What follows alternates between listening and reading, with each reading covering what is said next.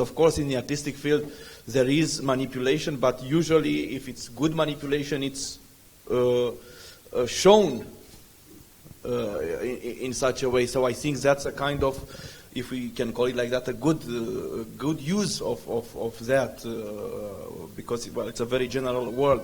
But I imagine that you also mean it in another way. And well, I come from a country that was a dictatorship until 1989, and the manipulation was. So we lived with that manipulation. I mean, it was there was no free press, no free parties, etc., etc. So in a way, that created a population. I mean, my generation, I was 13 years old at the revolution, and especially older people. There is an interesting phenomenon that most of the people, because the lies were so big and the propaganda so stupid in a way, and the level of manipulation so low, that this created a huge resistance. I mean, one of my early memories is my grandfather in the countryside when I was spending my childhood looking at TV and shouting lies, lies, lies all the time, which in a way you could say it's a sign of health, of a healthy reaction to that. I mean, it didn't work. That manipulation didn't work. If people say, if you show a lot of things, people will believe it.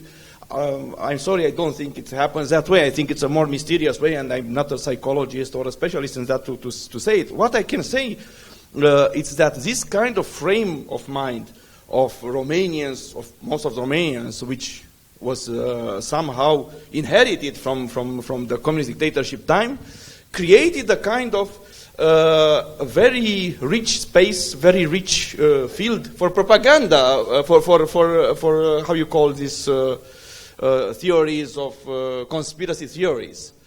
Because all of a sudden you knew, I mean, you had in your genes that the official truth is not true. So all of a sudden you got the very rich possibilities for these alternative theories, and this shown itself in a very bad way during the pandemic time, where you could see all these propaganda theories on all official televisions, private televisions, etc., which created a lot of deaths in the end. I mean, I know a lot of people who prefer to die in the hospital, being afraid that if they put the oxygen masks, this will kill them. For sure. I mean, it was like that. One of the persons that almost died of that was my mother. So I know, which is totally very, very responsive to that. So this is what I can say. This is my only observation. I don't know if it's meaningful or not, but I cannot answer in a general way to the question. Okay, and Eric, would you like to say something to my inadequate question? No, I mean, as an observer of the world, I think I grew up with the sensation of this sort of gigantic enterprises of manipulation being sort of more spectacular, perhaps, in sort of certain totalitarian regimes that my generation saw collapse and then transition into something else. But perhaps to bring it to my experience of the present, I think what is noteworthy, and this is taking the discussion back into fully into the political sphere, not in the artistic sphere, is that I think we're in a moment today where the spectacular manipulation is very much taking place within sort of Western parliamentary democracies, in the sense that, like, I've never had such strong feeling that we have become so good at convincing majorities of people to vote democratically, transparently, against their own self-interest, against their class interest, against what is good for them. And so this, in a way, is a sort of a new phase of a very spectacular kind of manipulation, because it is happening, perhaps, in societies that are far freer than, say, Romania you grew up in.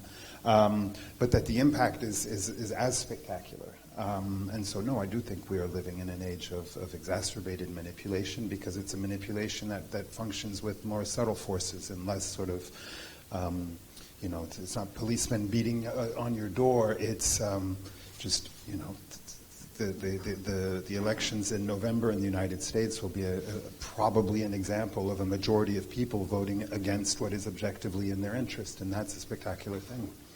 I think we could say that Brexit... I read about Elon Musk and Twitter that, he's apparently there will not be any moderation on Twitter anymore. So let's see how this will look. Brexit, I think, could have been designed for today's topic. Could you talk about, Eric, your epistolary project very recently in 2018-2020 called Where Are You Going? So that's an example of a non-manipulative artwork, perhaps. Because I have sort of two occupations. One of them is to make films, and the rest of the time I try to make works that are a lot less expensive and faster to make. And so one of them, the forms that I tend to use a lot is letter writing pieces that are just made when I send letters to people and receive their answers. And so the piece that you're referring to... Maybe write us, that we know each other. You have to give me your address because I usually write the proper envelopes. But in the case of Brexit, I was thinking about, during the 2 years between the referendum and the actual Brexiting, I was thinking about sort of how to respond, and I ended up writing a letter to all 600 members of the House of Lords and 500 members of the House of Commons in Britain, and I wrote them a letter that said, so you are leaving Europe, but where are you going? And what's wonderful about British parliamentarians is that they have a habit of correspondence, and many of them sent me back really amazing letters, either chastising me or giving me history lessons on why my question was stupid and how I was confusing Europe with the European Union and how I was sort of an ignorant Frenchman because if it wasn't for Britain I would be speaking German right now and all. So there were some very angry letters surprisingly from those who were in favor of Brexit. And then the more touching letters were the very earnest letters from the lords or baronesses or members of Parliament who took this opportunity to sort of spill out their sorrow and sadness and sort of, puzzlement at what was happening and where the direction that Britain was going into. So I have this sort of compilation of letters.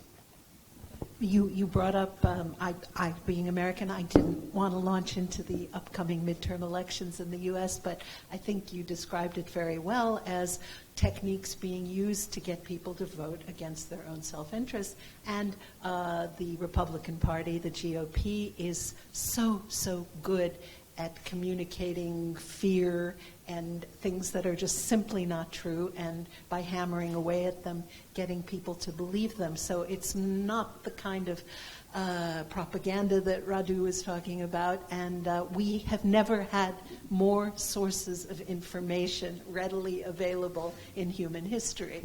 Most people, until fairly recently, didn't leave the community they grew up in. Certainly television has come into its own and left it again in our lifetimes. So it's an extraordinary thing how easily people can be conditioned, misled, and then we have art and the power of art, which probably everyone in this room more or less believes in. And in the last few weeks, climate activists have been taking these extraordinarily bold, strange steps of throwing tomato soup and mashed potatoes at works of art that are considered very valuable, and also gluing their hands and their heads to the wall or to the paintings. And this is a way of directly getting your idea across. But as people who put a lot of thought into what you do you find that an effective way of telling the world what I saw today in the Financial Times?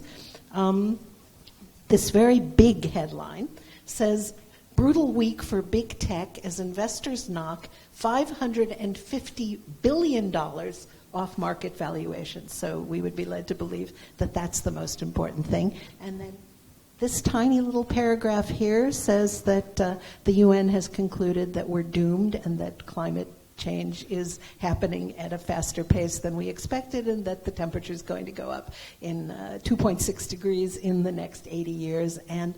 But if you look at the size of it, you'd think that this is more important than that.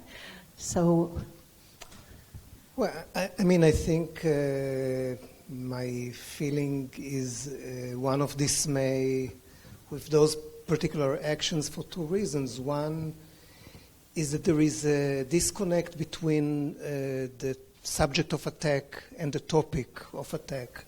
That is also, no oil shark, no oil company would shed a tear if a Vermeer would be damaged.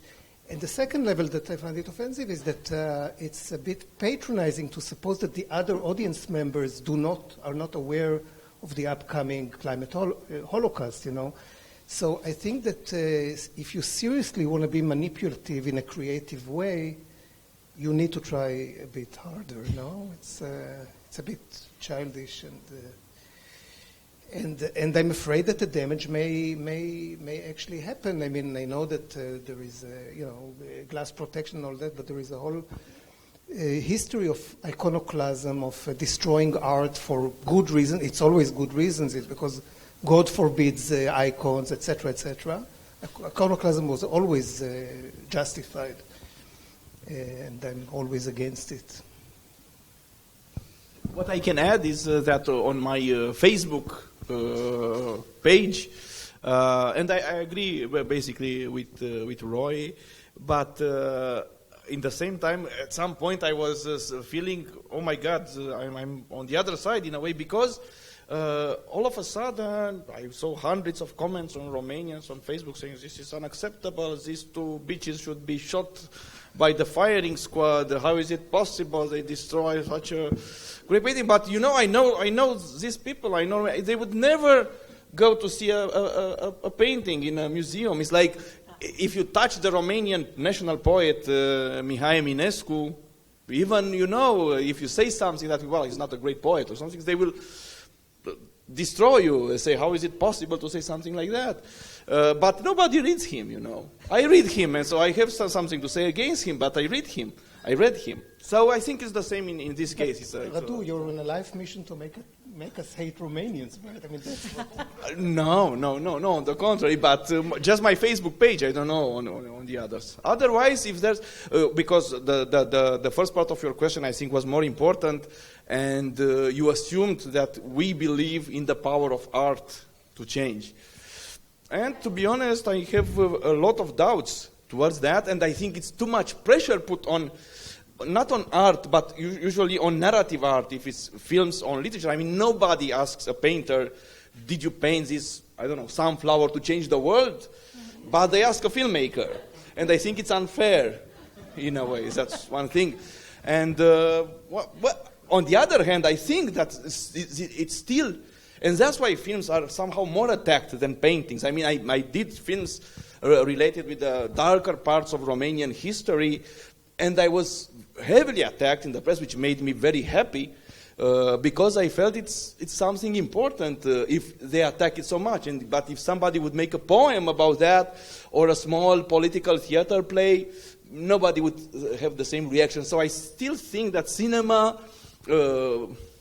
it's in people's minds somehow still considered dangerous, maybe because it projects big images, and that's, I don't know, there's something to speculate about that here. So in a way I think there's some progress here, but it's like the Wittgenstein quote that he put it on philosophical investigations from an Austrian, from another Austrian, from Nestroy, which says something like, it's in the nature of progress to always seem bigger than it actually is.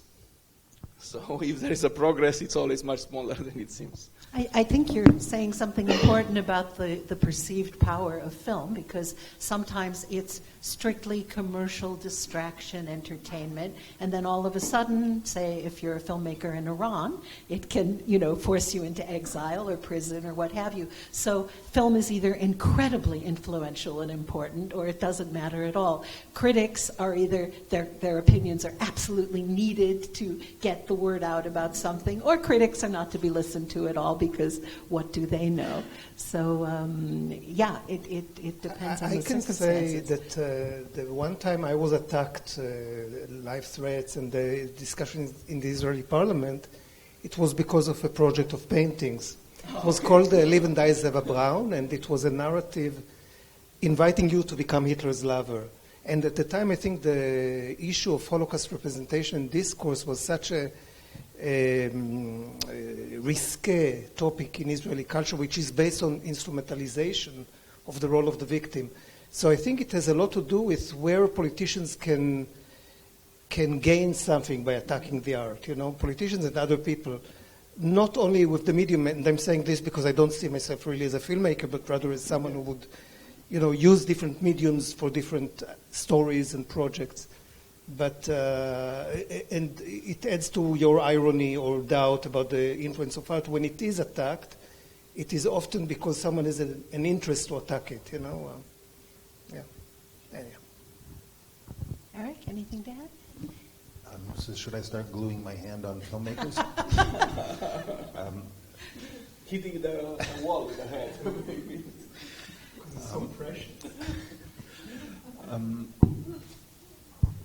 No, I mean, I think in France, I'm just trying to think in the cultural context. I understand whenever there is sort of violence or political attacks against a film in a very conservative way, it's always about religion, which is, I may be wrong, correct me if I'm wrong, Jean-Pierre, but I feel like whenever the controversies occur, it's because of some kind of sort of polemic that involves radical Catholics but there's very few films that sort of generate political passion or sort of a cultural sea change. I think films can comfort certain feelings or sort of shed light on a minority question and make it sort of part of the collective debate. But I don't think I would certainly not place myself in the position of somebody who thinks that art has this sort of ability to, be a significant vector of change and then with a given form or with one film, et cetera, et cetera. I think of the artist or the people who make art or who make films are sort of working in the same capacity as other people who are sort of commenting on society, whether they're journalists or historians or sociologists, and we all sort of are in our little space sort of discussing with the culture and with the history in our own way, which might be different from each other, but it's sort of a collaboration between all of these sort of different fields, and cumulatively it might make the culture evolve, or it might create the circumstances where a political situation can change. But I don't think we live in a time today where working as a filmmaker, at least in perhaps in Europe, you can sort of affect significant political change with a film. It's also about availability of being able to see movies, and in France it's very unusual that a film is prohibited to young people. It's very unusual that you have to be 16 to see a movie. It's not unusual at all in the United States because there's this received wisdom that there are certain things people should just not be exposed to. So it's 3 weeks now, there's been a film in French theaters about Simone Veil, who was the woman who made it possible for abortion to be legal in France from one day to the next. And now France is a country where a young person can go into any pharmacy if they've had unprotected sex or whatever and ask for the morning after pill, no questions asked, except do you know how to use it, and it's free of charge. And in the United States, as we know, very sorry story and backwards. But I was very impressed, whether you like the movie or not, that Simone, you don't have to be a certain age to see it, and quite a bit of it deals with her formative experiences. She was deported at age 16, watched her mother die in Auschwitz, never saw her father and brother again, and of course that made her fearless in politics because she thought, what more can they do to me after they've tried to exterminate you? Didn't she forbidden the sorrow and the pity of Marcel Ophuls as well? And L'Âge d'Or was prohibited for many years by Buñuel and Dalí. No, but this was by Simone Weil. Are you sure about that? I'm not sure. Maybe Mr. Rem knows more. There is a history of censorship in France. You can Simone Google de that. Beauvoir wrote a book called Must We Burn Sade? Because Sade was prohibited for many years. Sure. So, and I think it can also sway very quickly, as we see in the United States and in Israel. I mean, places where we thought that there is a certain presupposition of democracy, some paradigms that are stable, it can shift quite quickly. Maybe I'm less optimistic than you. In the United States, there are people having the graphic novel Mouse removed from schools because what's their reason? That there are line drawings of naked mice. Yeah, we're talking about drawings of mice, which was his way of depicting the camps. And yet in France, it's okay to talk about this, although there's still people who believe you should never depict images of the Shoah that aren't strictly documented. Voilà, quand Simon Weil censurait Le Chagrin et la Pitié, le film de Marcelo Fus. So it's true. Okay. Just to temper your enthusiasm about Simon Weil. French, yeah. French freedom. I learned something. Yeah. But part of a government that decided it was too much to put on television. It's not the moment. They said it's not the moment. I think Malraux was also sadly into that thing. Okay. Roee, you've deliberately invented artistic characters and brought them to life. A famous Russian poet with a movement, and a Belgian painter, Justine Frank. Now, in our era, we know that these are made-up creations that you breathe life into. But if 100 years from now they were, say, rediscovered, would you be happy if people took them for people who had really lived? Justine Frank was a kind of a Jewish Belgian pornographer and surrealist who died in 1943. There has always been a disclaimer that she was unreal, but people nevertheless always got confused, disoriented. She has her own pages as an artist, having an independent career in certain websites. And I think that the reason for me was always, the compelling reason to create an artist was to position myself in the past and claim that it is part of the present. And that it is a polemic, So Justine Frank, for example, was working first among the surrealists of the 20s and the 30s, and then she moved to Palestine, where she was a pariah amongst the Zionists. She was a kind of disagreeable character, presenting, scatological pornography combined with Jewish symbolism in both those contexts. And in a way, kind of shedding light on blind spots in both patriarchal scenes, where for Breton, who was vehemently anti-religious, it was okay to attack Catholicism, but, Man Ray would not represent his Judaism in his art. And in terms of sexuality, division of labor was very clear. Woman was the, hysteric topic of convulsive beauty, while the desire belonged to men. So in other words, the reason to invent the character was because she had viable reason to be. She should have been my grandmother, so to speak. And Maxim Kumar-Mishkin is someone else. He's planted in our present. He's someone who was paranoiac, so something similar to what you described in Romania. No, the conspiracy theories, etc. And his conspiracy theory was that Vladimir Putin was out to get him, that he had a vendetta against him. So his magnum opus was this kind of voodoo book in which Putin is being tortured, raped, and eventually killed by animated objects. So different objects come to life in order to do harm to the leader. This was done in 2011, so Putin he was only the prime, he was not the president.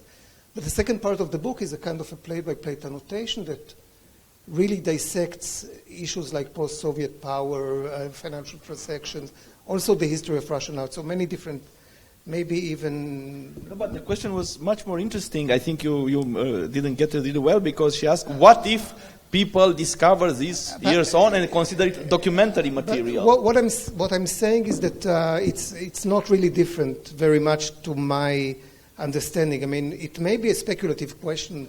Perhaps there will be some edition of Justine Frank where the disclaimer somehow was erased. And there is no disclaimer that Rosen was actually the author, and those people would be confused. But what I'm saying is that those episodes actually happen all the time. People are gullible. I am gullible. I tend to believe what people tell me. And if the lie is fabricated well enough, and if it has a reason to be compelling, to be real, then I would buy into it. So it's a long, convoluted answer, but that's a good one. Roee, I came across a quote of yours from 2018. When treated properly, humor is really an oppositional tool. I You like that have very Radu much. Jude here, Yes. no? Is a prime example of, I think. Yeah, I mean, it's a tradition, I think, of, there have been people, Freud and Deleuze, a whole history of people who saw humor as a transgressive tool because humor somehow defies the law, not by, because if I kill and there is a law saying thou shalt not kill, I am somehow collaborating with the law. The law has been written for me for the possibility. But if I'm a masochist and I'm saying, please punish me, I didn't do anything, I just want the pain, then the mechanism of the law is a bit confused. And so that's why I take humor really seriously and masochism really seriously. And that's my answer. Speaking of humor, Radu. You said, just as we said here, that you had a good day yesterday, and certainly better than you deserve. So that's, Yeah, but I didn't want to say it publicly. so sorry. Radu, you have one of the best titles for a film in recent years, Bad Luck, Banging, or Loony Porn. That gets attention. It's also a very fine film worth watching. The one with the most people wearing masks, I think, of the entire COVID era. Did you think of calling it anything else? Of what? Of? Did you think of any other titles, or was that it?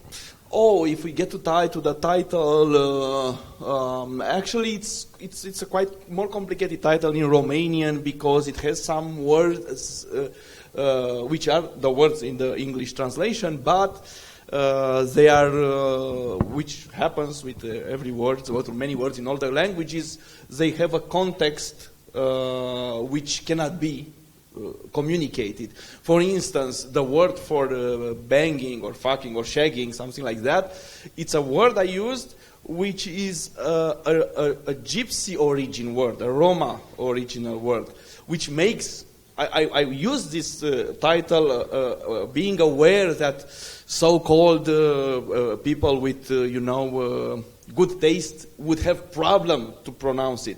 And the result was that when the film was in Berlinale, etc., on television people didn't say the title.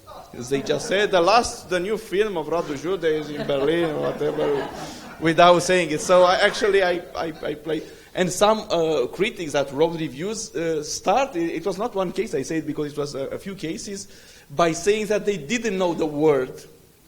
And they have to look it up in a dictionary, which that shows that they are not Roma, they are not gypsies, and they don't use vulgar words. But joke aside, there's something else that crossed my mind in all these discussions that goes away. It's the idea that the culture itself that was, for instance, in Germany before the Second World War, the arts, the way the culture was made, this culture itself created, in a way, the field for Nazis to be possible, for Nazism to be possible, for Holocaust to be possible.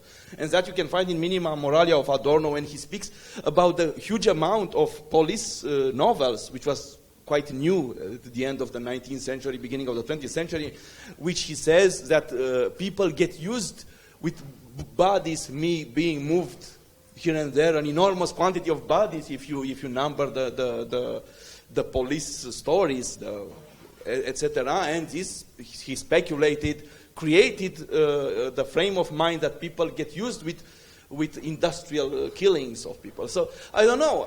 I'm not sure. I don't know if he's right or not. I don't think everybody or somebody can say, yes, this is right or this is not right. But at some point you ask, what if being in this industry of, I'm only making films, I don't practice other arts, but being in this world with festivals, with financing, which is a total a shame, the way that the finance is made in Europe, at least. I remember going with my first feature film to a market, and the budget was, 200,000 euros. And everybody, I thought, wow, because I saw the other project with 10 times more budget, and I thought everybody will want to make my film because it's so cheap. And actually, it's what's on the contrary. People said it's too cheap. I don't want to. You see, so it's really shameful. So I'm always thinking, what if actually we speak of these nice things, being against, humor, etc. But what if we are somehow part of this industry that is what we seem to criticize and to, I don't know, I'm thinking. I think you bring up an element that is really important, which I mentioned before, which is self-incrimination. I think that art has this capacity not only to be, morally chastise an evil out there, but actually perform in a performative way, exemplify notions of power, repression, manipulation, in a way that also incriminates us, the viewers, the artists, the Romanians, the French, in a way that is so it's not like a preacher or a teacher telling you what's right and wrong, but it's more in an active way, performative way to pursue, an ethical problem in a situation where it is really asked, and where you understand that you're part of the problem. You're prone to corruption, to manipulation, etc. So in fact, that's what you did when you brought up this issue of capitalist production of films, the spectacular,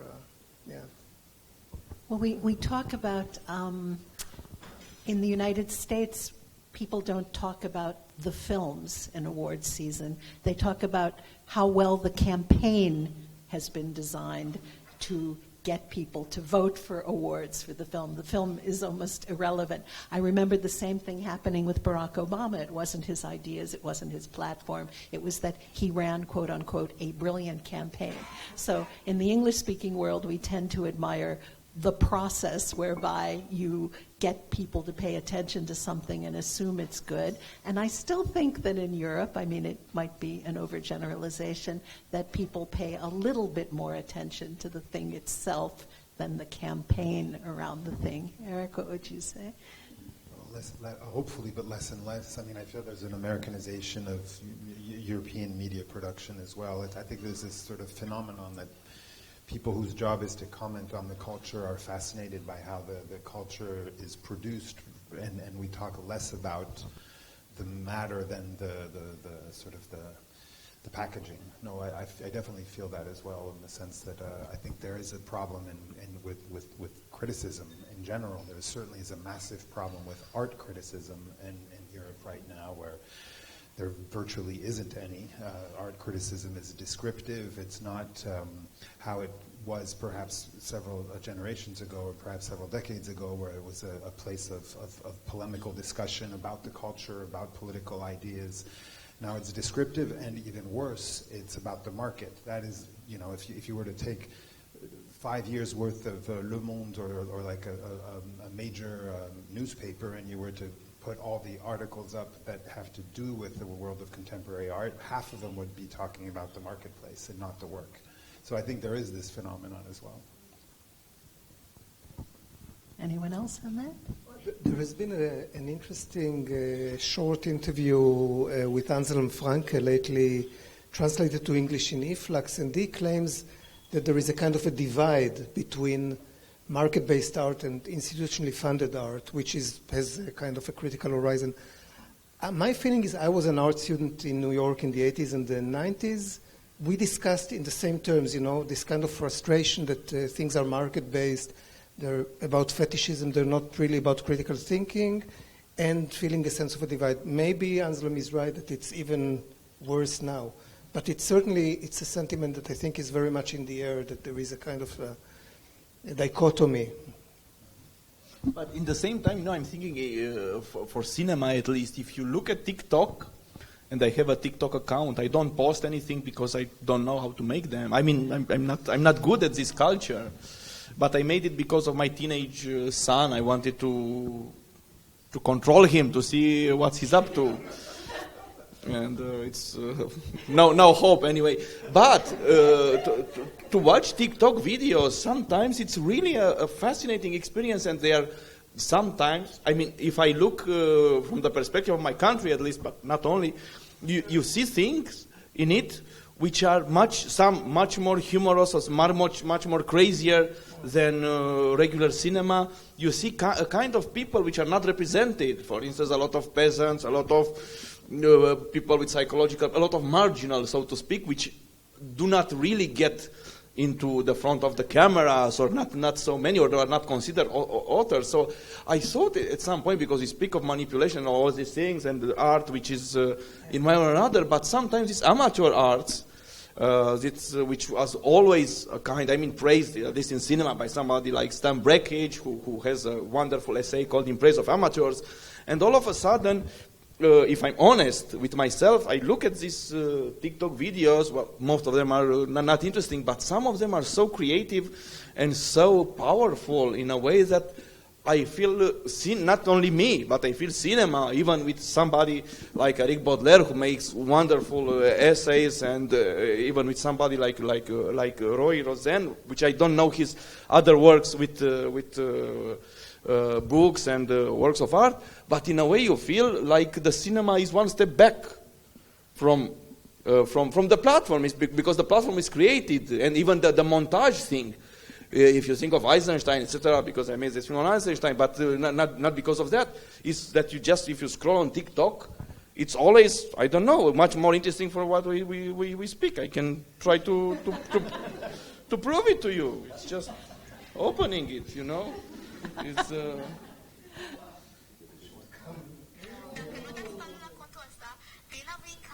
look, this kind of sorry, agree? Did you fuck or not? This, I don't see that in cinema, you know?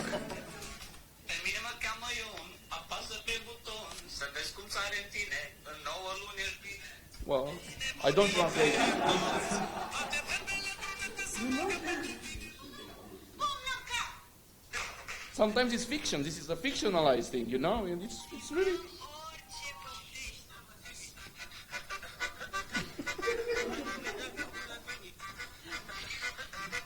I don't know. I stop here, but you see, sometimes I have the feeling that you're not concerned about I'm not at this level. What this is maybe doing there, but I'm not at this level. To attention spans, though, there may be wonderful things there, but more and more, when I want to write articles, I run into editors who say, well, okay, I can give you 200 words for that. And 10 years ago, it would have been 1,000 words. The assumption is, you know, when I go back to the U.S., I start reading a newspaper, and I think, where's the rest of the story? I was just getting interested in it. But you know what's interesting is what TikTok is replacing is not cinema. The TikTok is replacing television for young people. They had already given up cinema. Cinema is already gone. Right. For them, so I have a friend who's a teacher, a retired teacher, and she went back she moved to Florida to retire, and she decided to go and volunteer again in a school that needed help to make to sort of help people get their reading sufficient so that they could finish high school. And she said that years ago she used to try to show movies to the students so that they would stop watching television. And now she says, I'm trying to show them television so they will stop watching TikTok. So this is... And then we were speaking of conspiracy theories earlier. I think TikTok is owned by the Chinese, is that correct? And that there's either subliminal and they messages... profile you very, very well, because I watched at the beginning on some sexual topic, because I need it for my feature film, just to... And all of a sudden, this is the only thing I receive. I mean, they profile you very, very fast and in a sometimes inaccurate way, but yeah. Okay, there you just picked up your telephone, took images out of the ether from all over the world. What is your feeling about the power of streaming platforms? France is fighting back in a major way that the rest of the world finds retrograde and silly. I'm actually a champion of that because of the way French films are financed. And there are still 300 French films being made every year, and I don't think there's any other European country that can say that. How do you feel about streaming? Is it great to give people inexpensive access to quote-unquote content, or are we losing something in the bargain? I don't think it's sort of like saying, am I for or against rain? It's not gonna. If I'm against rain, I can move to a country where it rains less often, but I can't stop rain. And so maybe but I am in favor for sort of interventionist government policies that say that's fine. If you're going to be making gazillions of euros in France, then we would like to, take some of that and inject it into a completely subsidized cultural industry. I'm absolutely in favor of this kind of thing because I think it's, even though it doesn't solve all problems, and of the 300 films made in France, there's probably a good number of them that really don't need to be made. There is a critique of this sort of subsidized cultural industry, which I think is partially valid, not the reactionary part of that critique, but the other part. But I do think that most of my films are made from some subsidies I grab from here, some money I get from here, some sort of. I think that we are in a moment when I can't complain about how it was better in the past because it was never better for me. Like I never worked in a period where there was sort of this wonderful way of just automatically getting a ton of money and making the films I wanted. For 15 years, I've made films exactly the same way, which just mean sort of pirating a little bit of money from a contemporary art museum, from a private collector, from a French government fund, from an American grant, and just sort of making a little cocktail and having enough money to pay people properly and make a film. And this has not really changed in 15 years for me. So I think that I'm kind of reluctant about this idea of sort of like this discourse of the absolute catastrophe of platforms killing the kinds of cinema we make. I think it's killing a different kind of cinema, and I think we can continue to make the films that we make, and we just have to adapt to a new reality and work differently if necessary. But as long as places like here are still around, well, I think we'll be okay. It doesn't get mentioned much, so I try to mention it every chance I get. But streaming is already unsustainable from an ecological standpoint. Every time somebody streams a film at home, they are pulling on a server somewhere, which is causing the air to heat up, which is causing us to lose Greenland. So if one day Netflix and company succeed in destroying most of the brick and mortar cinemas, and that's the only choice, and then they say, okay, well, it was $20 a month, but guess what? Now it's $40, now it's $50, now it's $60, and it's not helping the environment, then I think we will have traded off something wonderful that's been going on for over 100 years. But your analogy to being for or against rain, I think but France, I think, is showing that you can say, okay, and the European Union finally got streaming platforms to pay some of their taxes. Netflix for years was saying, no, we're not really in France, we're in Luxembourg, and the money is just going around the planet and not contributing to anything. So I think there needs to be some legislation, but everybody's sort of, we can't do anything about it. Manipulation was part of our. There is also just one thing to add. I agree completely with Eric. Is the fact that it's also according to the experience of each country or each region, at least. Because, for instance, since in Romania there was never a real distribution for not only for cinema, because I'm speaking about cinema, but also you can see it for other arts. That would be impossible that somebody throws tomatoes on a Cézanne painting because there was never an exhibition like that, And what is very, very high is piracy. Mm-hmm. And I must admit, for instance, I've seen Eric's films years ago by taking them down from Karagarga, and Roee is putting them on his website for free. But I know, and because even the subsidized system, like universities, you don't. If you want to make, for instance, a PhD in, let's say, essay movies, you cannot make it because you don't have libraries, you don't have nothing in the libraries, you don't have mediatheks, etc.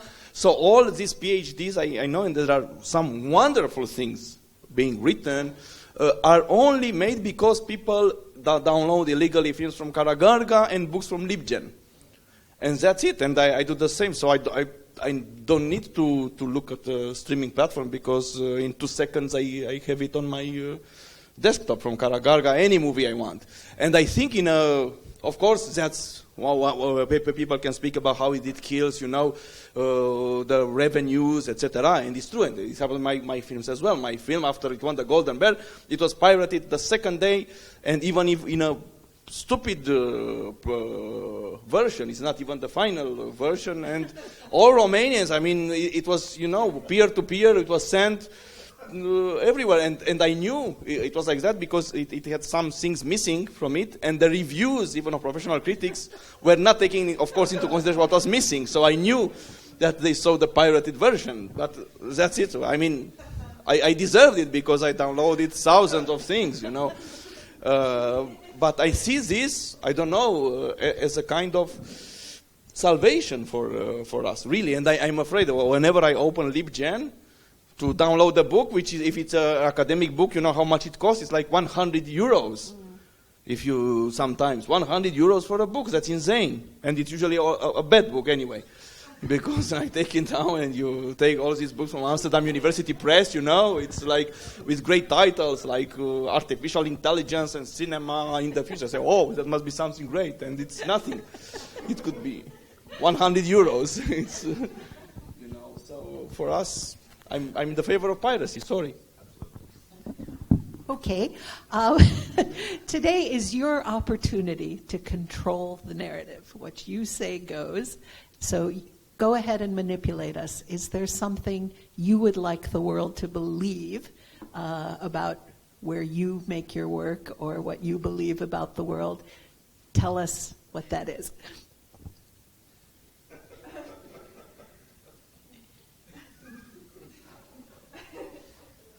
I think Israelis has more experience into that. So. Well, people believe a lot of things about Israel that aren't remotely true. So, do you want to set the record straight?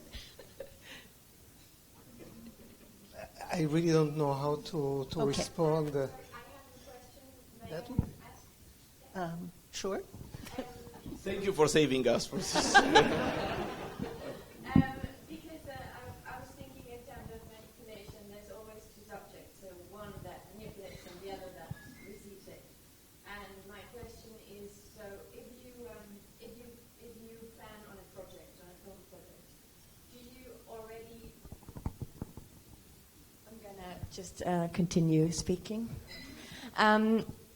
So if you plan on a project and think about it, do you think in terms of what the viewer will get? So in terms of, the viewer has just seen it, what is he or she thinking about it?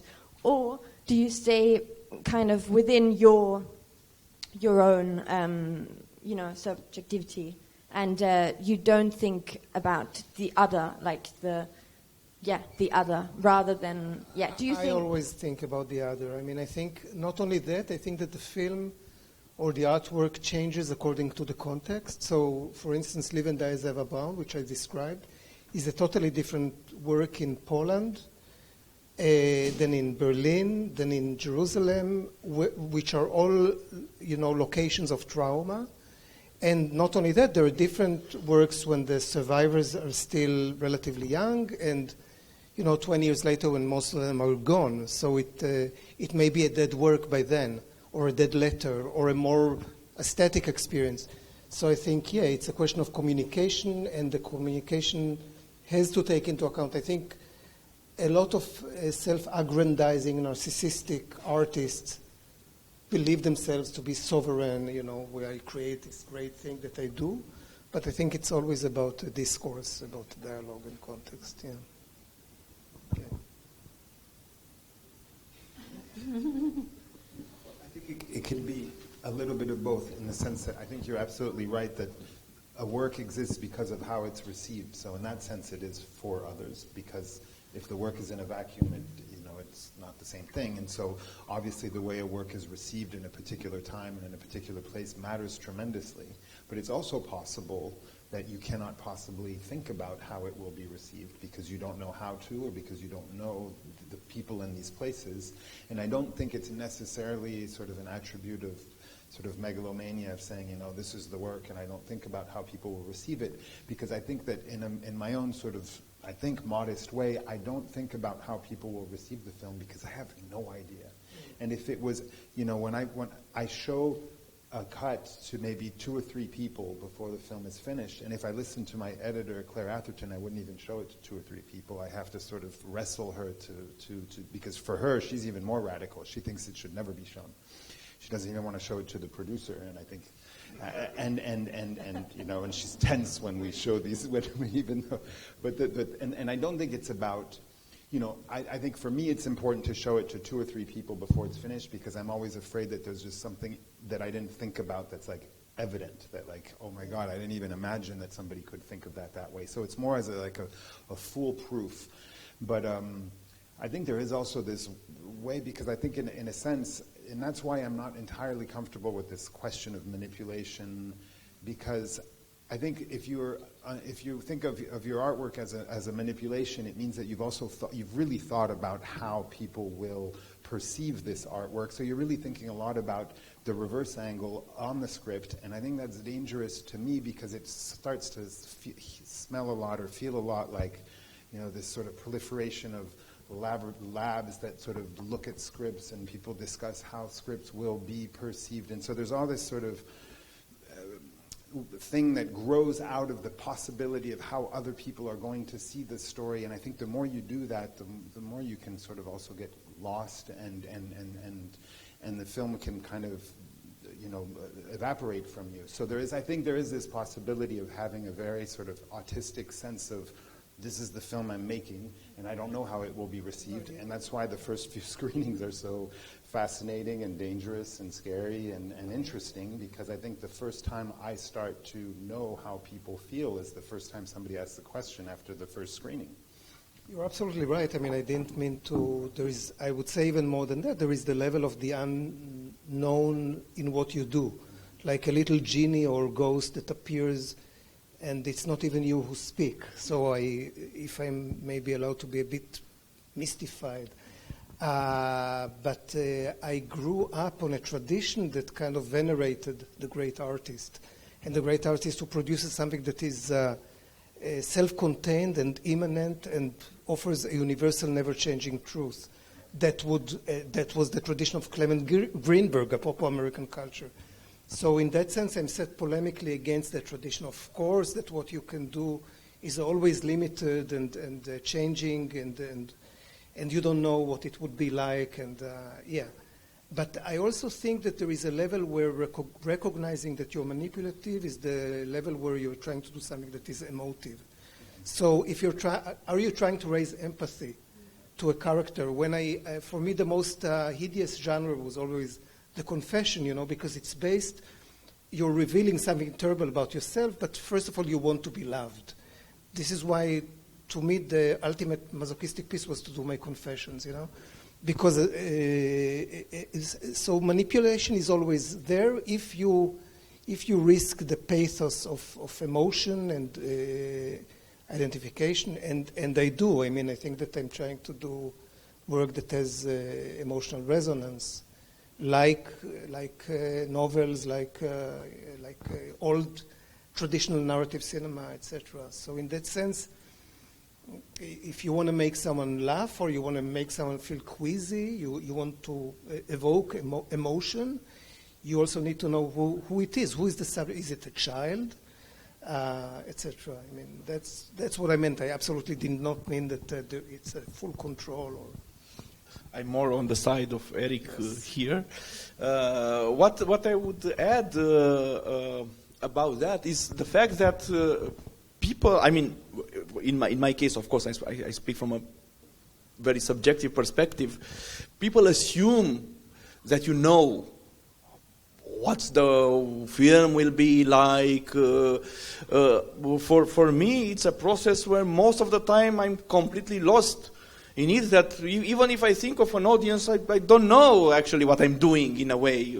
In a very, very deep way, I don't know what I'm really doing. And that's the beauty of it in a way.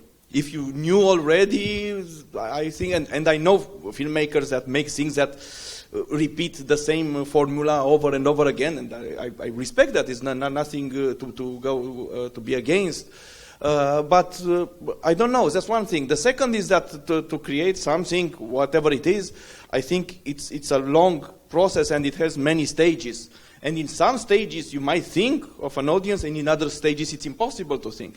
And then just to close it, I have the best metaphor for that, which I thought about in other, because I was asked, I think all of us were asked this, which is a very relevant and important question. Do you think about an audience, or you are doing it only for yourself? And I saw that maybe the best metaphor, mutatis mutandis, is the clothes. I mean, who you put your clothes on for.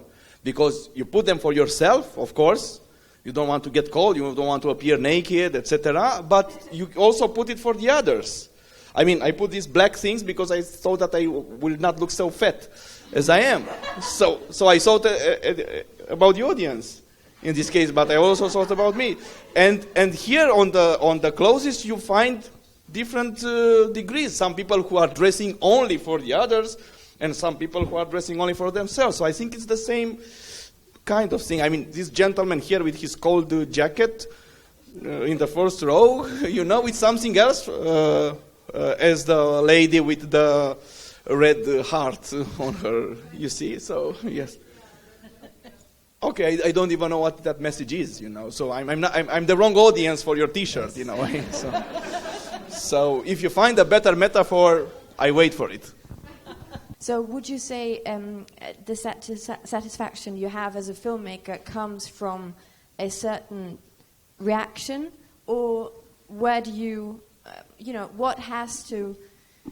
what kind of reaction has to be there for you to feel, okay, or is the question irrelevant in that case? Thank you. Oh, I'm in it for the money, for sure. So I wait and, anticipate the numbers to come in. No, honestly, I think, I forget who said this, somebody smart said this, that you make films for, like, the people you love, and then if anybody else likes them, then it's a really great day. But, like, initially, I would say that it's for, like, a small, you work with the people who will see it, because it's a small, I don't make films that go into the same sort of theatrical distribution as you do, for example. So I really work in a very small circle.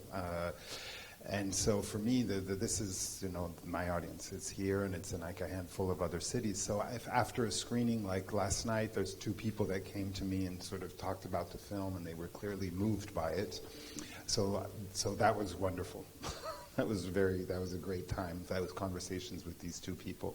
But then when I have had, and it doesn't mean that I'm opposed to the idea of a broader audience. I think, once I made a film that was on Arte, and when Arte sent me the numbers to say this is how many people watched it and this is how many people downloaded it, I was super happy to hear that. And I used to ask Mubi when they were still transparent and told filmmakers how many people in which country saw their films.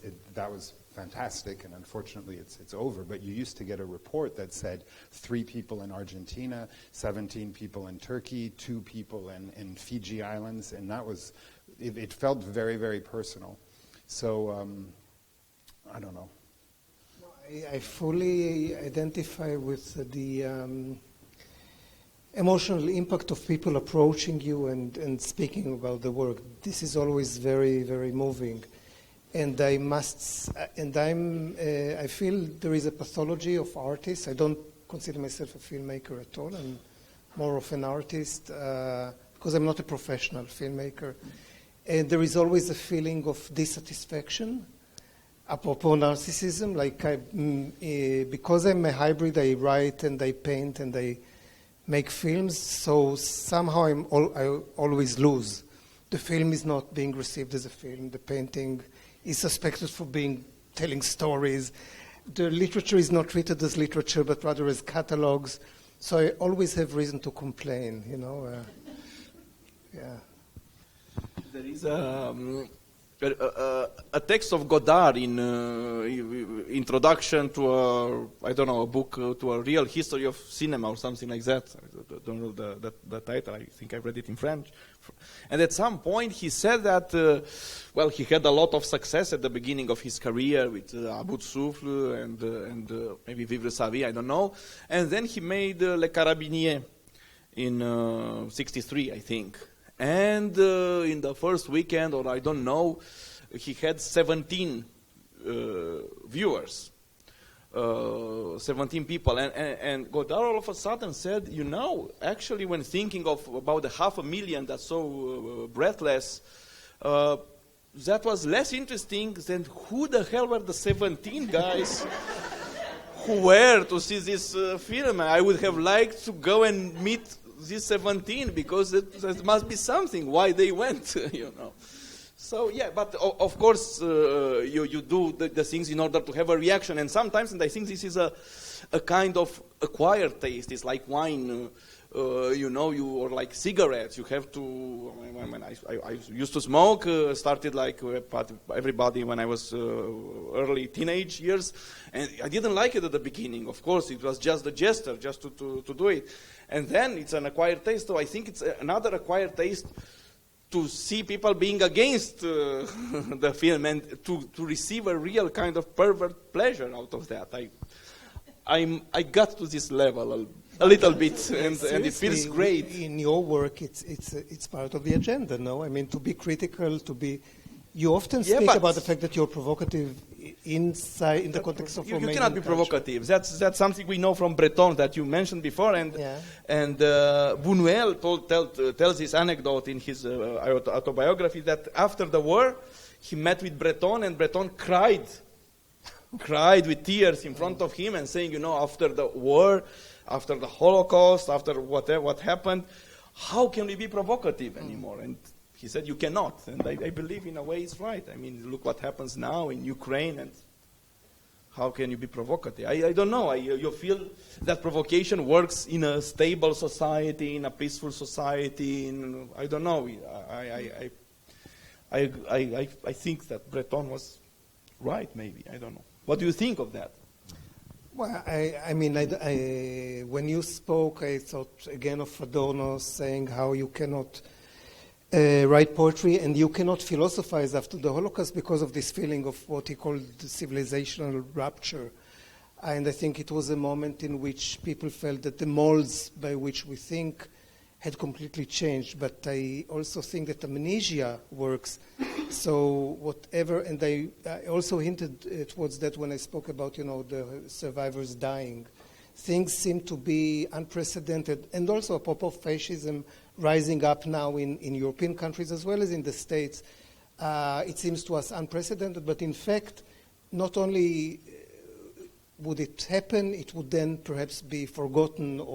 So I don't know. I mean, I think that at the moment where Breton and Buñuel were experiencing Auschwitz, of course, the muses were dwarfed by disasters, but at another moment, at another age, you spoke about being a teenager. So the first time you kiss is a provocation. The first time you make love is only first time. Yeah. Okay. So there you go. Despite the Holocaust, there was Auschwitz, and you still get excited by But kissing. Joseph Brodsky answered to this quote of Adorno. What Brodsky said about Adorno's quote, that poetry is impossible after Auschwitz, he said, not only poetry, but breakfast too. Okay.